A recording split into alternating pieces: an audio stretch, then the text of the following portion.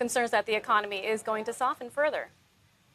Yeah, I think travel has proven quite resilient. We all speculated that people had bought plenty of stuff and were going to use their money to travel as COVID opened up. And we've seen that be consistently true. And I think with the limitations on air travel and some of the things that happened through the summer, we're seeing the demand just continue.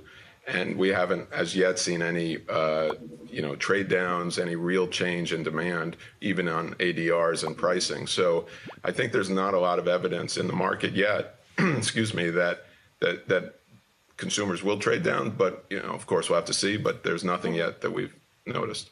Does this signal to you a psychological shift post-pandemic, Americans prioritizing travel versus spending on discretionary goods? And how long can this last, Peter? BTIG analyst Jake Fuller saying we'll start to see travel demand fall off in summer of next year. Is that what you're anticipating as well? I think summer will be strong next year. I mean, look, we can all speculate about some bumps in the road, but there's plenty of parts of the world that have still not even opened up to travel when you think about APAC and other places where people haven't been able to travel yet. So while some of us have been able to travel for a while and maybe have fulfilled that need, there's plenty of people out there who have not. So I think we'll continue to see, it'll move around a little bit geographically.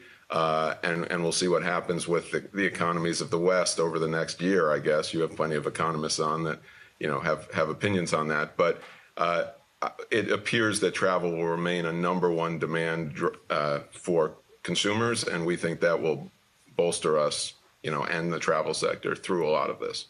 Okay, then let's talk competition. There's been this debate on the street whether Booking Holdings is gaining market share in the U.S. as it continues to spend a significant amount on growing its footprint in this market.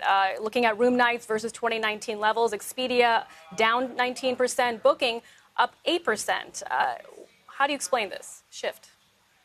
Yeah, well, it's a few things. I mean, one, we've talked about before that we've been really focused on buying the right business, and that's been about growing our base of high lifetime value customers, which we've been doing. Our member base has exceeded 2019 levels for the first time.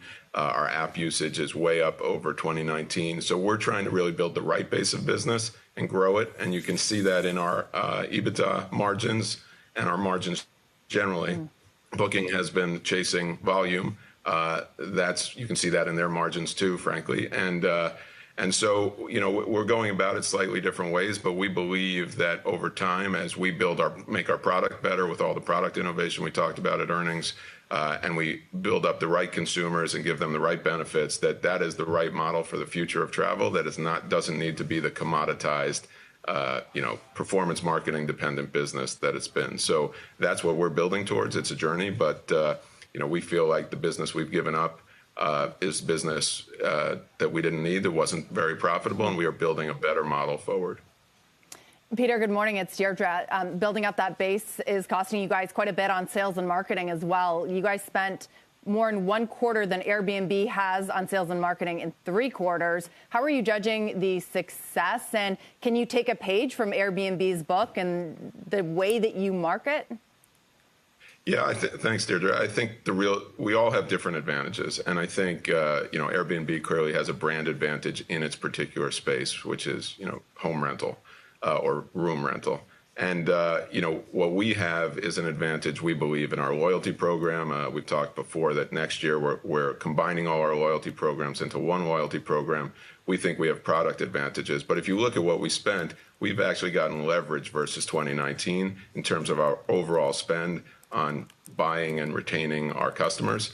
And so we are doing better than we used to do. Airbnb has a unique brand advantage over all of us.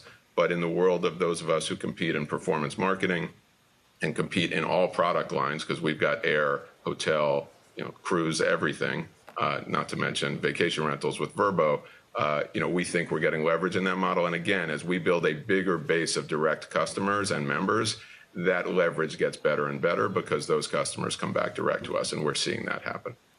Peter, we got the October jobs report out today, and once again, leisure and hospitality very strong, 35,000 jobs added, but the pace of increases have slowed considerably. And I was speaking to a number of hotel owners that are no longer offering cleaning services, maid every day. What are you hearing from your suppliers, some of your customers, about how this story changes going into 2023? Yeah, I think it's a great point, Seema. I mean, we saw it during COVID, right, that hoteliers and a variety of players in hospitality couldn't get the resources they need, and we're changing the model therefore and saying, hey, we're not going to clean as often, or we're not going to clean at all in some cases.